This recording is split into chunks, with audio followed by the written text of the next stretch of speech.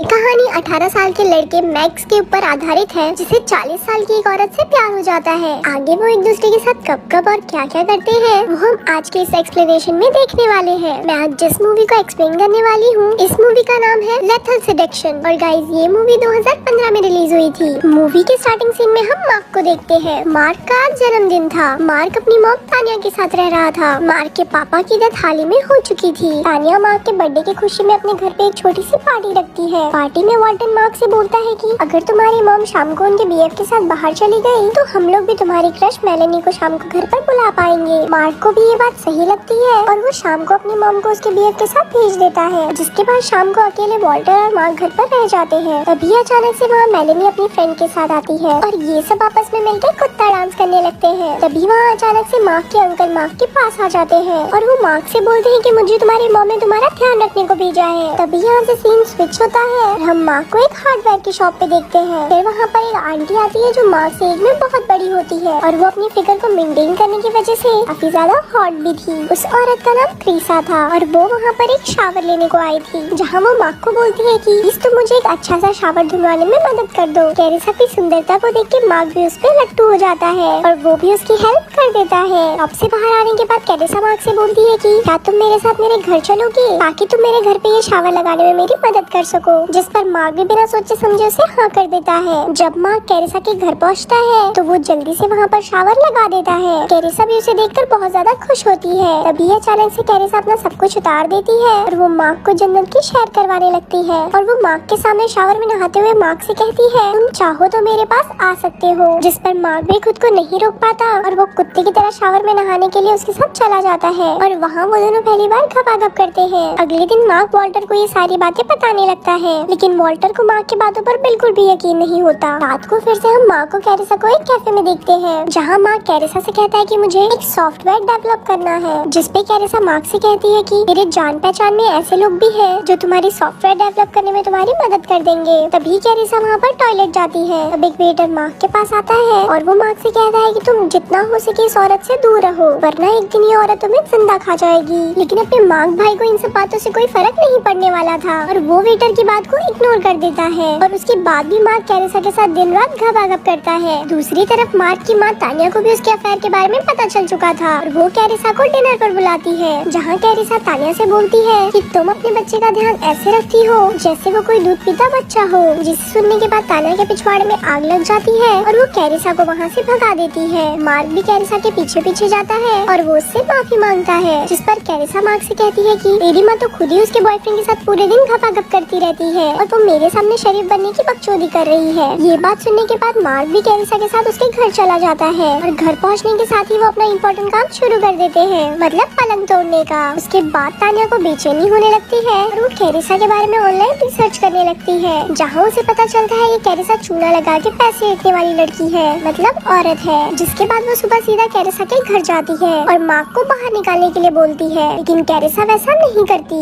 और वो तानिया को वहाँ से भगा देती है। जिसके बाद कैरिसा मार्क से बोलती है कि तुम अब हमेशा मेरे पास रहोगे, लेकिन मार्क अपनी माँ के साथ रहना चाहता था, इसीलिए वो उसके साथ रहने के लिए उसे मना कर देता है। अगले दिन मार्क को कैरिसा से दूर रखने के लिए तानिया मेलिसी के साथ मार्क को डेट पर भेजती है, जहाँ पहुँचकर मेलिसी और मार्क एक दूसरे को किस करते हैं और उन्हें आपस में किस करते हुए कैरिसा भी देख लेती है और वो मार्क के वहाँ से जाते ही मेलिसी को टॉर्चर करने लगती है और वो मेलिसी से कहती है अगर तुम मार्क से दूर नहीं हुई तो मैं तुम्हें जान से मार दूंगी। अगले सीन में हम देखते हैं कि तानिया के बॉयफ्रेंड उसे बोलता है कि तुम मार्क की कुछ ज्यादा ही केयर करती हो, जिस वजह से दोनों में बहस हो जाती है और इस वजह से दोनों ब्रेकअप कर लेते हैं। अगले दिन मार्क समझदारी वाली बात करता है और वो वॉल्टर से कहता है कि अब मैं कैरिसा को छोड़ दूंगा, मैं मेलेनी से पैचअप कर लूंगा। लेकिन यहाँ पर वॉल्टर गांडू वाला काम करता है, वो कैरिसा को जाके ये सारी बातें बता देता है। ये सुनने के बाद कैरिसा को काफी ज्यादा गुस्सा आता है और वो वॉल्टर को अपने ही घर में बंद कर देती है और वो मार्क को वीडियो कॉल करके अपने घर बुलाती है और मार्क के घर आते ही कैरिसा उस पे दारू के बोतल से हमला कर देती है, जिसकी वजह से मार्क वहीं पर बेहोश हो जाता है और कैरिसा उसका सब कुछ उतार के उसे साइड में बांध देती है। अगले सुबह तानिया मार्क को कॉल करती है, लेकिन मार्क उसका कॉल नहीं उठाता। जिसके बाद कैरिसा मार्क के फोन से तानिया को कॉल करके अपने घर बुलाती है, जहाँ वो गन दिखा के तानिया को हथकड़ी पहना देती है और वो तानिया को एक गन दे के बोलती है तुम खुद को शूट कर लो क्योंकि तुमने मार्क को मुझसे छीन लिया है। उस गन में बस एक गोली थी और कैरिसा उसे गन दे के उस घर से चली जाती है। तब तानिया मार्क को बताती है कि मैं ऐसा बिल्कुल भी नहीं चाहती कि तुम अपने डैड की तरह मर जाओ, इसी इसीलिए मुझे तुम्हारी हमेशा चिंता रहती है। दूसरी तरफ तानिया का बॉयफ्रेंड भी उसे काफी देर से फोन ट्राई कर रहा था, पर तानिया उसका फोन नहीं उठा रही थी। तब तानिया के बॉयफ्रेंड को याद आता है कि वहाँ से जाने से पहले तानिया ने उसे बताया था कि मैं कैरिसा के घर पर जा रही हूँ। जिसके बाद उसका बॉयफ्रेंड भी कैरिसा के घर के लिए निकल जाता है। उसके बाद तानिया रूम के अंदर फायर करती है और जमीन पे आराम से लेट जाती है और नीचे जमीन पे लेटने का नाटक करने लगती है, जिससे कैरिसा को लगता है कि तानिया ने खुद को मार दिया है। लेकिन कैरिसा के अंदर आते ही तानिया उस पर हमला कर देती है और वो मार्क को बचा के वहाँ से बाहर ले आती है। तभी वहाँ अचानक से कैरिसा फिर से इन दोनों के सामने आ जाती है। लेकिन तभी वहाँ अचानक से तानिया का बॉयफ्रेंड भी आ गया था। वो रॉड से कैरिसा को मार देता है, जिसकी वजह से कैरिसा वहीं पर बेहोश हो जाती है और ये लोग वहाँ बंद डब्बे में से वॉल्टर को भी बाहर निकाल लेते हैं। उसके बाद हम 1 महीने बाद का सीन देखते हैं, जहाँ तानिया अपने बॉयफ्रेंड को डेट कर रही थी और इधर मार्क भी मेलेनी को डेट करने लगा था। कुछ इस तरह से ये मूवी यहाँ पर खत्म हो जाती है। ऐसे ही और स्टोरी सुनने के लिए हमारे पेज को लाइक करें। धन्यवाद।